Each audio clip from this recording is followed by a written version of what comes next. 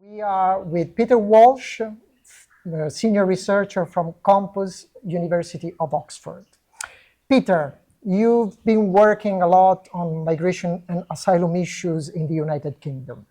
And one of the main issues during the last years was related to the Rwanda issue, let's put it this way, the UK-Rwanda deal and the designation of Rwanda as a safe country. What is the situation now? The situation now is that Rwanda is over.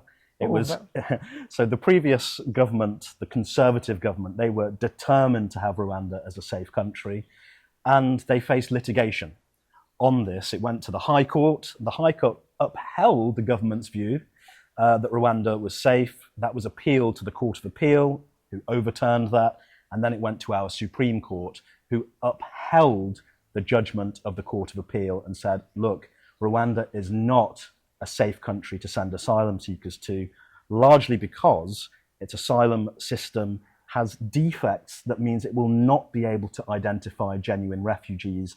Therefore, there is a risk of refoulement. Okay. So the Supreme Court apparently killed the policy, but the Conservatives went away and they introduced an act, the Safety of Rwanda Act, that said, okay, to any decision maker, that's an administrative bureaucrat in the government or any court, any judge, you have to treat Rwanda as conclusively safe. Now, this is constitutionally quite extraordinary. Right. The government introducing by statute something that says, look, something that's ordinarily reserved to the courts, a matter of fact, no, we're going to decide it in statute. And this is because of the UK's quite unusual constitution, parliamentary supremacy, which really in a majoritarian system of government is executive supremacy. So they introduced that act. Rwanda, the flights were ready to go, but the Conservative government, they ran out of time by losing the general election in July 2024. The Labour government comes in and they cancelled it on their first day of government. And yet, asylum is still an issue. Very much so. It's a huge issue. What about the new government? What's the policy of the new government? Well, you might think, okay, the Labour government, traditionally the party of human rights, its leader, Keir Starmer, he's an ex-human rights lawyer. So you might think, okay, we're going to get more liberal policy.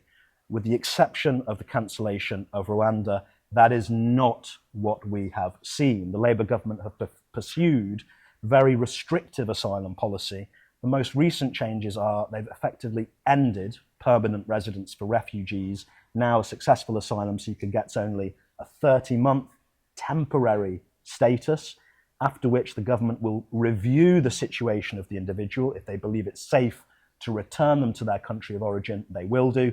If not, they'll issue another 30-month residence permit, with permanent residence achievable only after 20 years of residence. So this is amongst the most restrictive asylum policy in Europe. It's based on Denmark's policy. Well, they said you can get permanent residence after 8 years, 4 2-year extensions. In the UK, it's 20 years. And the Labour government have also suspended refugee family reunion, under which a successful asylum seeker could apply to be joined by their close family members in the UK. That was suspended late last year. So really restrictive policy direction of the Labour government. So can we say different means but common goals? There is one common goal, and this has been the common thread from the Conservatives to Labour, which is they're trying to deter people crossing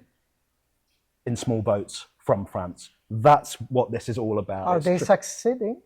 The numbers say no. Small boat arrivals are continuing in the tens of thousands per year. Around 41,000 arrived in that way last year. That's down from the peak of 46,000 in 2022.